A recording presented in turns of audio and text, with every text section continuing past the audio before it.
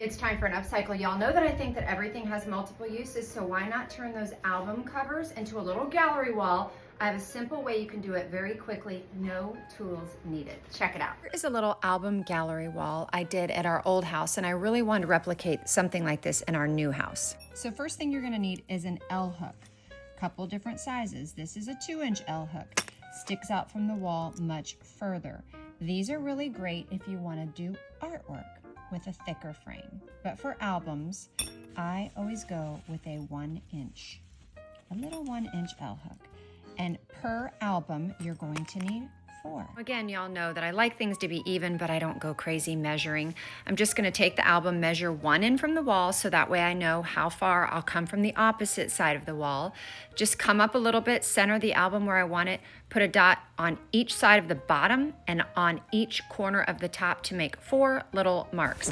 That is where I'm going to screw in these little 1-inch L hooks.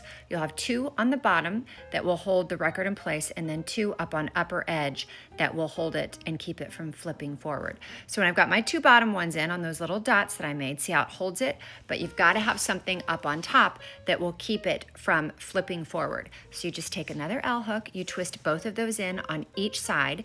The bottom L hooks will be facing up, and the ones you do on the side, the L will be facing in towards the album.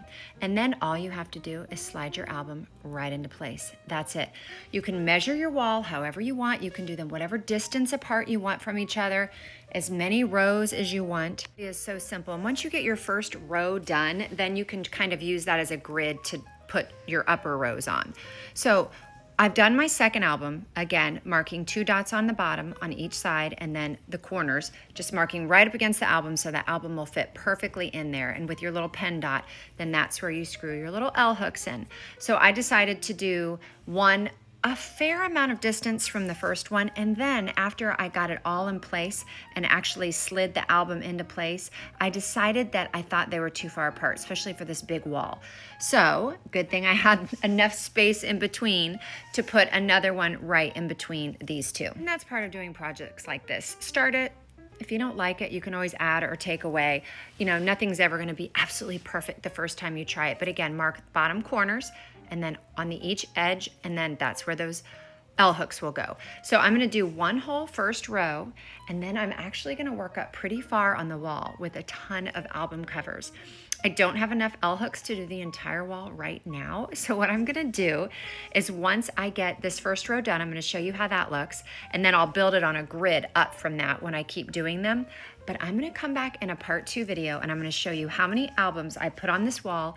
This piece of furniture underneath is actually being reworked in another space. So there will be a completely new piece of furniture underneath all these albums, and I will share that with you later in the week, so stay tuned. But in the meantime, if you want the link for the L hooks, I will send it to you. I've got a really good 40-pack deal that I found on Amazon. And yeah, this is a big wall. It's gonna be a fun job, but stay tuned for part 2. Happy upcycling.